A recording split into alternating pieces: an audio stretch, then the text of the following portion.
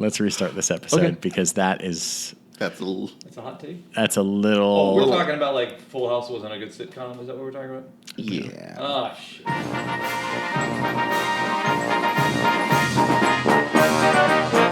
This is the Mount Rushmore podcast. My name is Jeff, and I'm joined, as always, by my good friends Richard. Hello. And Michael. Howdy. Richard and Michael are going to go head-to-head in this speed Rushmore round because this is the Mount Rushmore of hot takes. And it's going to be kind of a fun free-for-all, and we're going to get started. Richard, hot take number one. My hot take number one is Green Day are a bunch of rip-off artists.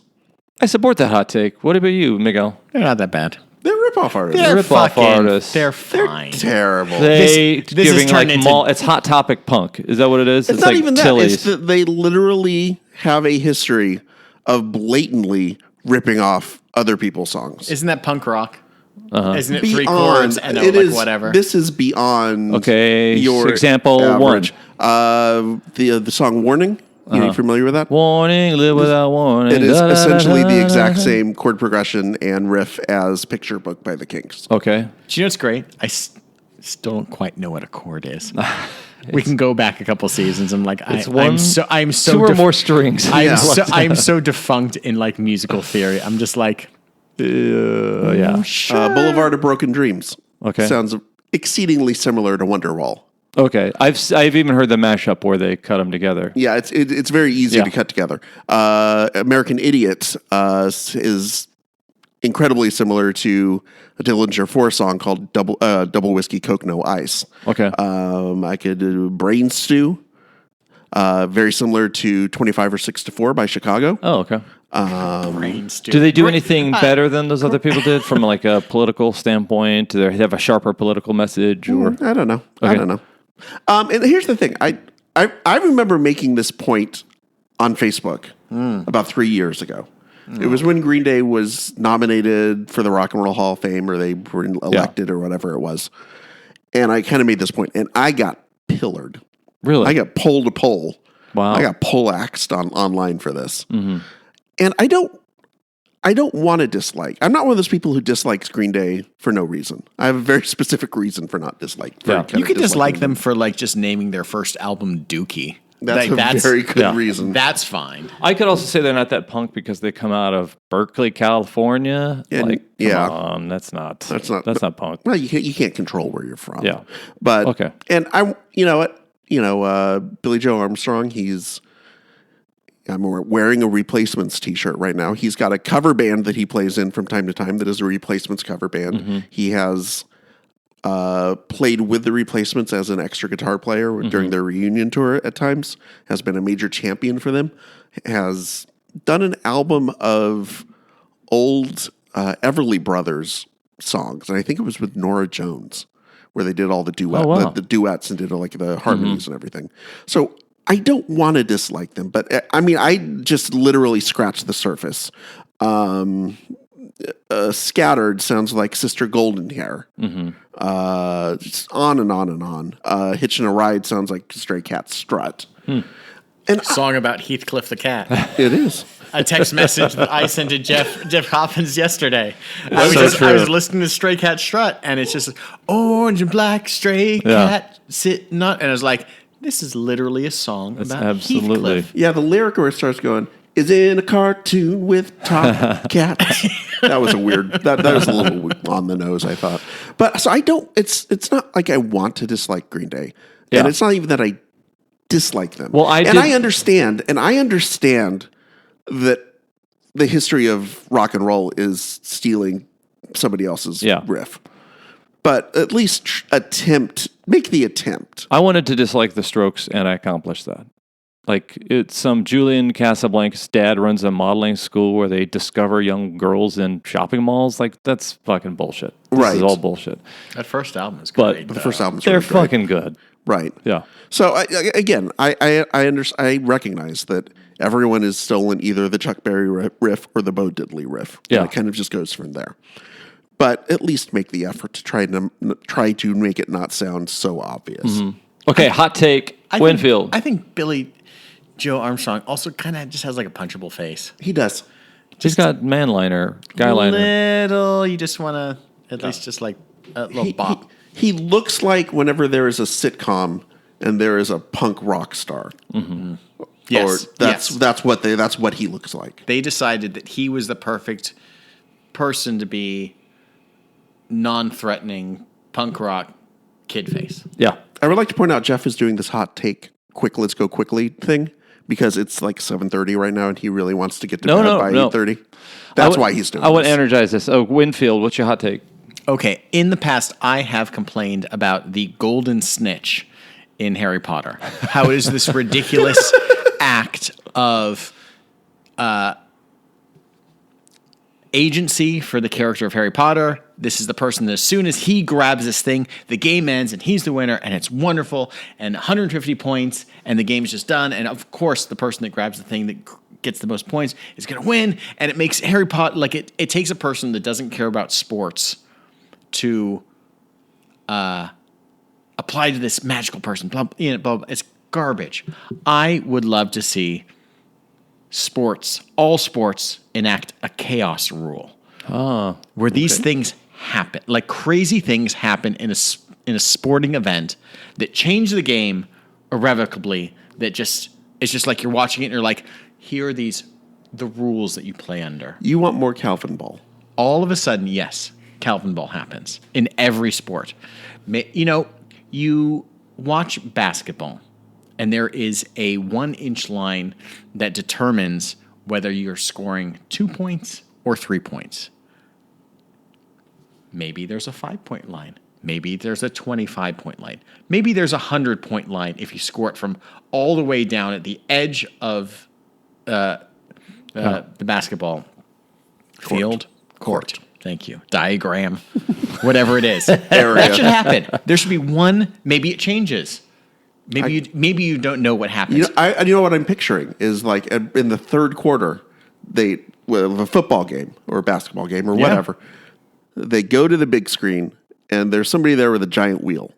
And they spin the giant wheel, and all the players are sitting there watching, and there's like 50 different things that could rule changes that could come up. Yeah. And it boop, boop, boop, boop, boop, boop, boop. Oh, there's only 3 downs now. Mm-hmm. Okay. And everyone has to adjust to there only being 3 downs. Well, I like the idea that there is a gradient in sports, which seems more fair, honestly. Like if you kick a field goal in football, if you kick it within 10 yards, 1 point, 20 yards, these things should get harder, and you should score more points for it, honestly. But also maybe a sport like NASCAR, where every time you make a pit stop, you have to pick up a cup of water, and that water in the cup is full. It's hard to drive with a full cup of water without a lid. Yeah. So whenever you come back in for a pit stop, you have to pour it. It turns into like double dare. Oh. So you start like the less water that you spill. You got to eat a burrito. Mario Kart territory is what these are what sports should be, because sports are so mundane and everyone expects to play by the same rules. Here's my hot take. Sports are dumb. That's a great hot take, too. I love that. Bowling. At some point, a random frame, it's just disco bowling, like you have to deal with when it's 11:46 at night. Oh, the cosmic bowling. Cosmic bowling. You're like, 4 or 5 beers in. All of a sudden, these professional bowlers should have to deal with cosmic bowling. Yeah. And you're just like, I don't know what's going on. And you got to bowl under the same condition that the pros need to. You were so close. You mentioned the beer. Yeah. Every time there's a strike, got to drink a beer. No, got to pound one. Nah, I like cosmic bowling. To get back to the snitch thing. Yes. We may have discussed this before. Yeah.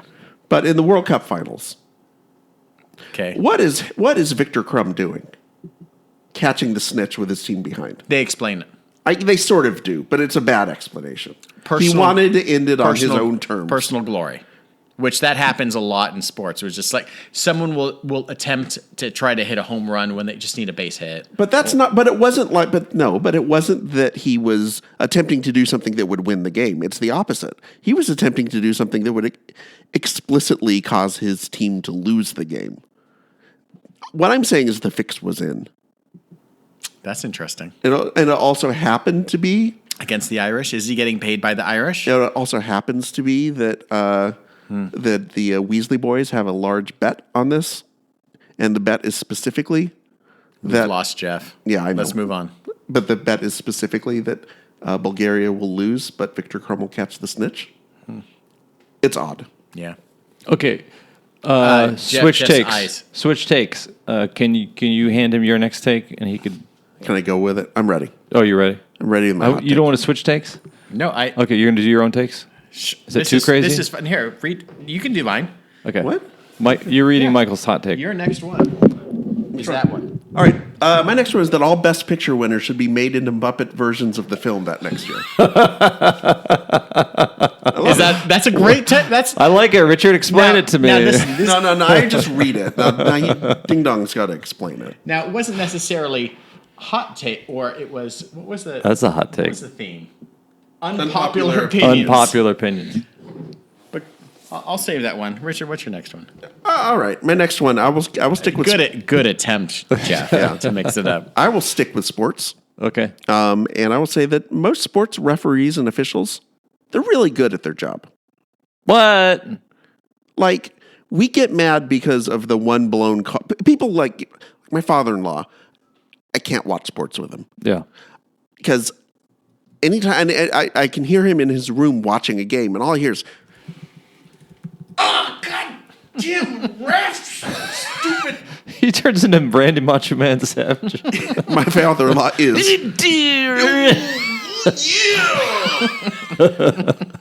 God, stupid ref! They trying to screw them over. Yeah.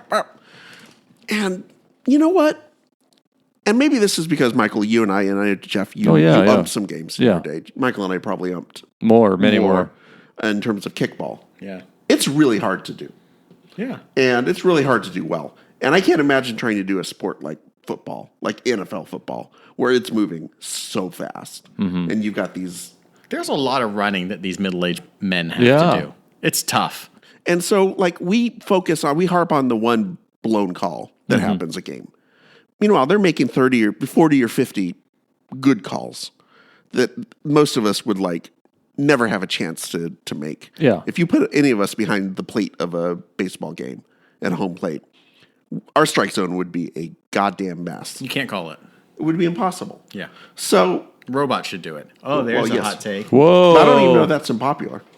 No, that's the right take. It's the right take. Robots should be calling the strike zone. Well, computers are calling him, absolutely. right? Like the camera. Yeah. Yeah, they should have, like, if they can do it in tennis, they can do it in Yes. baseball. Winfield, next unpopular. Well, I'll go back to my. I love that Jeff Muppets. is moving this along. When the Academy Awards announces their winner for the Best Picture, that year, the Muppets should put out a version. It has to happen. Like whatever studios. The full film. Yes, it has to be a Muppet version of. Oh, I don't know. Muppet version of Crash. Wouldn't you like to see the Muppet Shape of Water? Oh yeah. I would. Oh yeah. No- With Sweetums as the as the monster. No Country for Old Muppets. Oh god. I need to see for good or bad, and it should be fully funded, like co-funded by Disney, co-funded by whatever Lionsgate, whatever. It has to be half and half. We need to see the Muppet version. What does of this this prove? ultra serious movie? To what end? Why? It's already been done. No, Muppet Treasure Island. the Muppet versions of movies are delightful. They're Christmas wonderful. Carol. They're a different take on it. They Does take it- something that could be potentially very serious and make it silly, or they could add a certain silliness to something that is already silly. Where's the unpopular part of this? I don't know. Is it? Yeah, see, I was walking the dogs and I thought of it. This is not an unpopular. I don't think this would be an unpopular Do opinion. you think that the film would prove its quality if it could be assayed by felt puppets? Like now, that's a good movie. If Muppets can do it, that must be a good movie. I don't know. I just want to take the shine, the seriousness off of Oh, movie okay. making. I think is too much. And a lot of movies are. Listen, a lot of this stuff is art. Not all of it is art, but a lot of it is art. A lot of it is very serious. But like, throw a Gonzo on there. What is that? What's the Gonzo version of like Moonlight? Yeah. Like maybe Moonlight was dealt with very serious topics, but like I don't know. I like Camilla the chicken.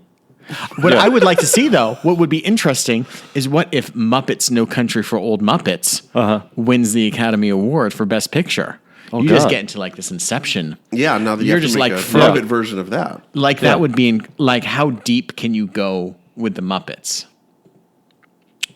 I don't know. And maybe a lot of these, artists and directors, there's been a lot of talk lately with like Martin Scorsese, like poo-pooing what the Marvel movies are. Like, we get it. You like to watch films in a cinema on film. But he's releasing The Irishman on Netflix, premiering. I mean, this guy's got a lot of nerve when he hasn't seen what Paul Rudd has done in a Marvel movie. He played a baby. Come on, man. He played baby Ant-Man. Are you kidding me? He was De Niro incredible can't in do that. Endgame. De Niro can't. De Niro get de-aged in The Irishman, but not all the way to baby. What would be the best De Niro Marvel character? Oh, wow. He would be Could De Niro... good- I mean, you know what's sad about that? De Niro's role is like your Uncle Ben. Oh, yeah. And that's fucking it, De Niro. You're not going to be a bad guy. You can't pull any of this off. Same with you, Joe Pesci. Do you think he'd be a good Doctor Doom?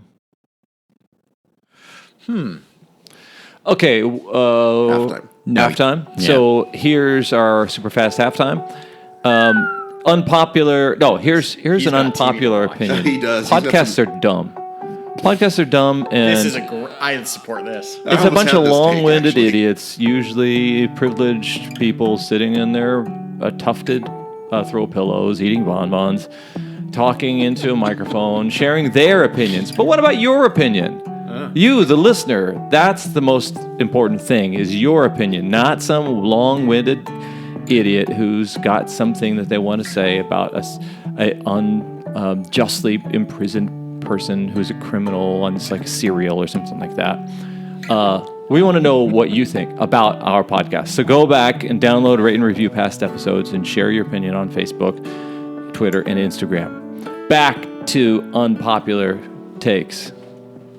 Scalding hot. Scalding hot. You'll need gloves Oh, snap. to About pick up get, for this episode. Call the burn unit. We're going to get burned by his take. In and out? Eh. Whoa! I'm meh. Animal style? Eh. Ah! I can take it or leave it. I go once a year. Fat burger better? Fat Burger's better. Well, that is true. Five Guys is better. You know what Snake- my issue Snake is? and Shake? Steak Shack is better. Steak Shack? Maybe not Steak and Shake. That one. No, I'm that's not sure kinda about dumb. that. But yeah, Steak Shack definitely better. It's very interesting coming from an Angelino. The Five Guys things, I think they just get knocked down for serving peanuts. Yeah. Get over yourself. Nobody wants a fucking I do. peanut. I'll eat peanuts. Kids love it. Get out of The here. kids love it. Nobody wants peanuts. That's a hot take in a hot take. That You've is. been incepted. Oh yeah, hot take Inception right here. In-N-Out should get knocked down for their French fries, which are Yeah, they're like the cafeteria 4.5. fries. And you know what? Not out of 5, but out of 10. I hear people saying, "Well, if you do this hack and you order it this way, That is true. You have to. If you have to hack the food It's to the get a- it to be it's- edible, Yeah. it's bad food." It's the adding bacon to something. If they're like, yeah, but if you put bacon on it, then it's just, yeah, well, bacon tastes great. Mr. Bacon Sandwich. Right. Yeah. I don't think it's terrible. I'm not saying I think In-N-Out sucks. Yeah. I'm just saying I know people who worship In-N-Out. We know people who probably go every week. The thing I think that really degrades In-N-Out is having to wait in line in your car. And it never feels like that business, whatever location they've set up, they've never adjusted to what the reality is. Yeah. They live in a 1950s, 60s versions of what a drive-through burger place could be, and it's idealized and it's fun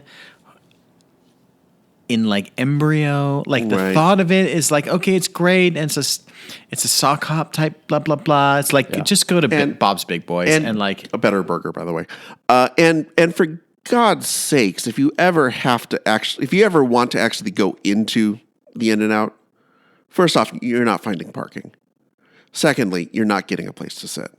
Make the damn places bigger. You know how many people are coming. Yeah. Make it bigger. Ridiculous. Winfield, hot take after this one, C's candies aren't that great, and go. Richard and I are going to shake hands right now. Cereal and milk is awful, and if you like very it, much. Oh, shut up, you assholes. This is we're a going to go back to callback. season 1. Callback to season 1. Just like, Go back to the cereals episode. Why do you even eat cereal? do you need milk? Just Why do you need milk? Why do you eat cereal? because it's delicious. It's good without it. You get that What crunch. kind you of got cereal? Are we talking about sugary cereals? every Oh. cereal. Oh, okay. You're Including gonna all. What's- including the cereal. all life. The only cereal that is made better with milk is like a hot cereal, like cream of wheat. A nice Sure. cream of wheat on a cold morning with a spoonful of brown sugar and This is a cinnamon. Norman Rockwell painting. you're Yeah, talking it's about. lovely. But like, get it out of my Fruit Loops. Wow. I just want. I don't need stuff floating. I just want to taste the Fruit Loops. Yes. Fruit Loops, the chemically plasticky taste. That's what I want. That's what you want. And all you're doing is making it soggier. Okay, I don't do like you soggy. recall as I can't believe Jeff has to rule on this. I mean, know. Oh, right? well, that's not going to be because that's just. he's just going to. He's going to going. throw. It's he's gonna throw anti-societal. darts at a dartboard. That's sociopathic. Okay, let's move on to the next Romance Freddy hot take. But seriously though, I don't it's not get good. it. It's not even cereal anymore. At this point, you're saying candy is good.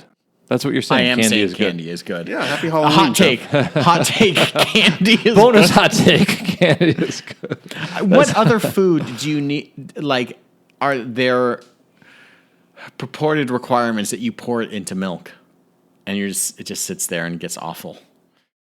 Okay, let me ask you this: was it in the moment as a young person where perhaps you were served by a parent cereal in milk, and then like a Western saloon barkeep, they leave the bottle on the the bar, and you get to administer more cereal after most of the milk is gone, and at that point you realize, oh, without all this milk soggy and everything up, I'm enjoying this experience much more. Is that how it happened? Is that the arcane circumstances? I of don't purple? remember a time when I ate cereal with milk. I'm sure I did at some point, and then maybe one morning I didn't feel like getting the milk and just grabbed the box and I went, yeah, I could just do this. It must have been something like that because I cannot remember a time when I would regularly do milk and cereal. It just seems like you're not. It's like saying I like record albums, but I don't like to play them with a needle on a phonograph player. I just like to look at them. That is such an incredible version.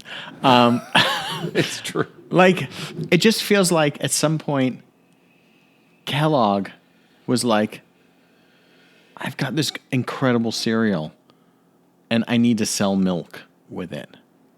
And he's like, I'm going to buy these milk farms. I've got to figure this out. There's a scam here somewhere. You know what? Big Dairy. This is a Okay. conspiracy theory. It is. This goes back to another season of conspiracy theories. Big cereal was fine, and then they're like, big cereal got in bed with Okay. big milk. What else we got? Okay, my last one. Stand-up comedy shows, excruciating, Oh wow. painful to be in. Okay. It's not going to win you any points. It's not I don't care at this point. not 'cause at the we're- best. If you were at Richard Pryor at the Comedy Store, at the There height of is his the career. exception that proves the rule. Oh, okay. Right? Yeah. Except when they're great, and then I I would like have to them. argue against this. I have never been to a stand-up comedy show that I was just generally like not like laughing and like. See, I've had very much the opposite experience. Okay. And maybe it's because there was a time where I had a friend of mine who was trying to be a stand-up comedian. So I was, This is a shot at you. and his name was Blef Blockins. Oh, No, that that's hack. not true. Everybody I never hates went that. to one of your shows. Of course. I had a friend of mine from college who was trying to be a stand-up comedian, so I would go along with him when he would be at the 7:30 show at the Comedy Store, whatever the intro beginner type show was. Peak time. Yeah. And it was just mediocre stand-up after mediocre stand-up. And it was just Sarah, my wife, Sarah, very much has a disdain for any comedy where people are being embarrassed. Oh, okay. Like cringy type comedy. Yeah. I generally don't have a problem with that because it's not real life. But watching a comedian up there suffer, Oh, okay. there's nothing good about that. Okay. That's true. And I don't know. Partially stand-up comedy just really doesn't do it for me anymore. Yeah. It just, I with a few exceptions, most stand-up comedians are still just trafficking in the same crap. Here's a good question that I've decided is good. I just said it is a good question. We'll be We the judge of live that. in Los Angeles. We record in Los Angeles. We are the mecca of entertainment. So we have a lot of people coming in thinking they are good and fun and whatever and interesting, and they come in and they get filtered out and they become waiters. If you were to live in X big town and stand-up comedians went to that big town because it was a big town, do you think the stand-up community would be better there because you see mostly quality acts? What I say is your image of stand-up comedians and going to stand-up comedy weird because you see all of it? You don't just see the big acts that are coming in that are honed, that are polished. You see the people that are like the people that are coming in from Topeka, Kansas, and they're like, "Hey, I've got an idea," and they're at the 7:30 show, or your friend is coming at the 7:30 show, or whatever. You see, being here in LA, everything. You see the bad. It's like Pizza Club. You see this bell curve, and we've eaten a ton of mediocre pizza. We ate some really shitty pizza and a very little great pizza. Right. But you see just so much of it, you're just like, I Yeah. got it. Well, I got what you pizza. I notice we got don't- what stand-up is. You notice we don't have Pizza Club anymore. There's a lot of reasons. Well, there are a lot of reasons, but partially I think is because we kind of hit the wall on pizza, and I think I've just hit the wall on stand-up comedy. Okay. I'm would over it. say at first I would kind of revolt against that, and it sounded like you had put yourself in the place where you had major league expectations, but you're watching a little league game.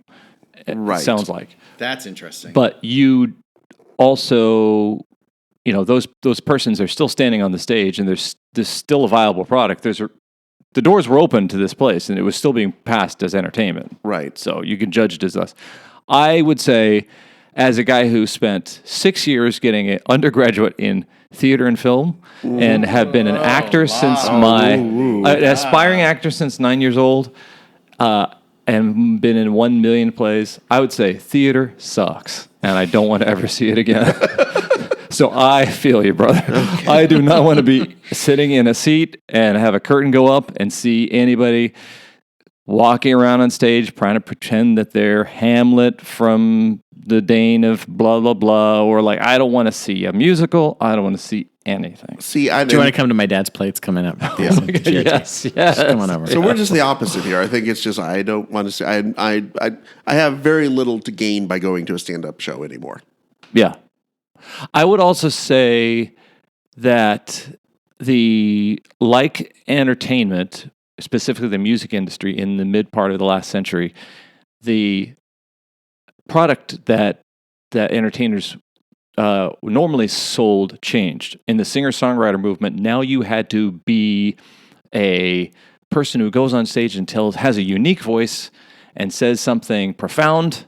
After Dylan, everybody had to go on stage and be amazing. Right. Comedy did the same thing.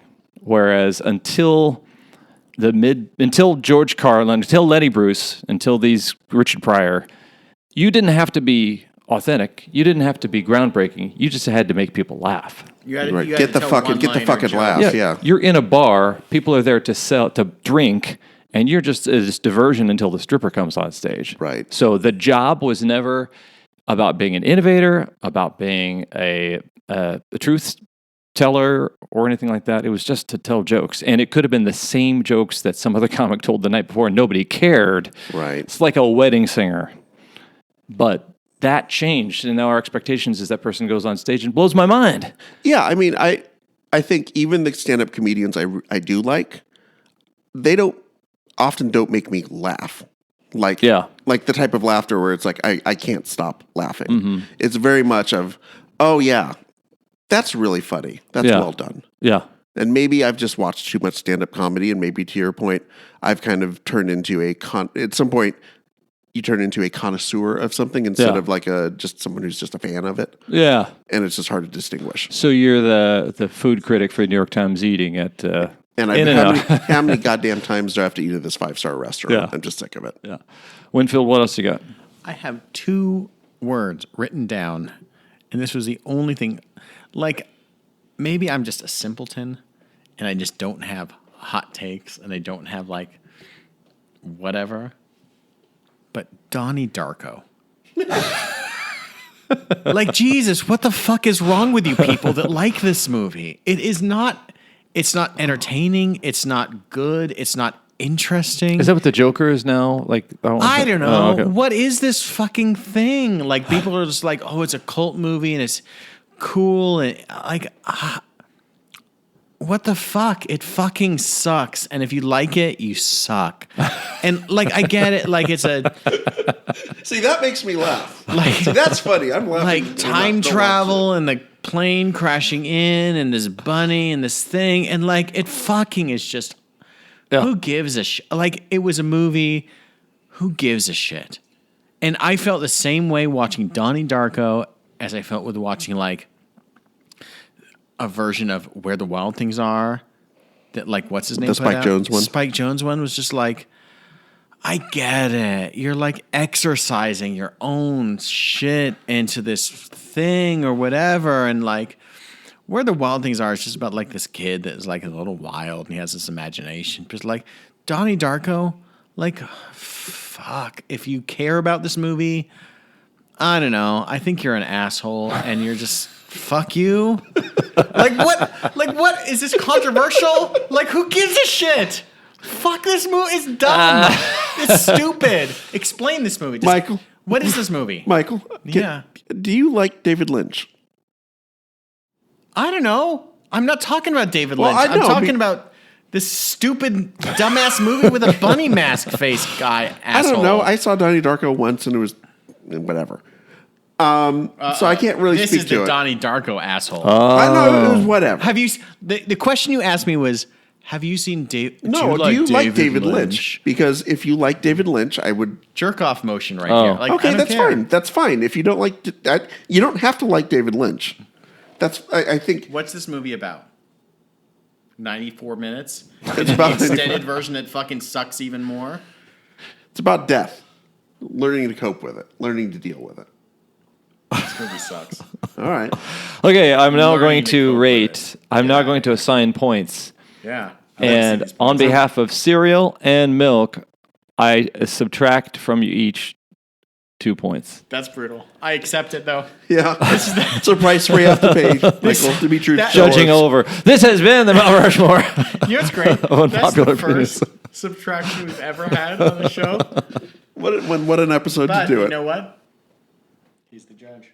I got that sweet Kellogg money coming in my pocket to sweet, sweet post. General Mills. General Mills, I salute you. This has been the Mount Rushmore of Wait, Screw You, that was Donnie it? Darko. Next week, our episode is puppies, stupid, kittens, hate them. So we have next week. I'm going to say the next 3 weeks of awesome. episodes because the So next you can mark your calendars, yes. wake your neighbors, All call your your holiday friends. viewing and listening. Guest musicians improving a song. Oh, cool. That's a great That's one. a Jeff Hopkins. That's a jam. Jeff Hopkins? And jam? then Okay. we go into we're at the end of the year, and we go into our Jeff has to contribute Oh, something. shit. Where we have to guest host. Yeah. Yeah. And it is Mount Rushmore of exploitation films. Nice. Oh, I can do where that. Jeff and I have to figure out what are the Mount Rushmore, and my Richard God. is the judge. And then Oh. after that is the Mount Rushmore of vanity projects. And if this fucking podcast does not appear on either of our lists, I am so fucking mad. If you were vain, would you do this to make yourself look better? Share your dumb opinions in a. So guest musicians improving a song. Okay. Exploitation films and vanity. I love projects. it. I love it. You have that to look forward to, faithful listeners. Thank you. As always, I'm Jeff. I'm Richard. I'm Michael.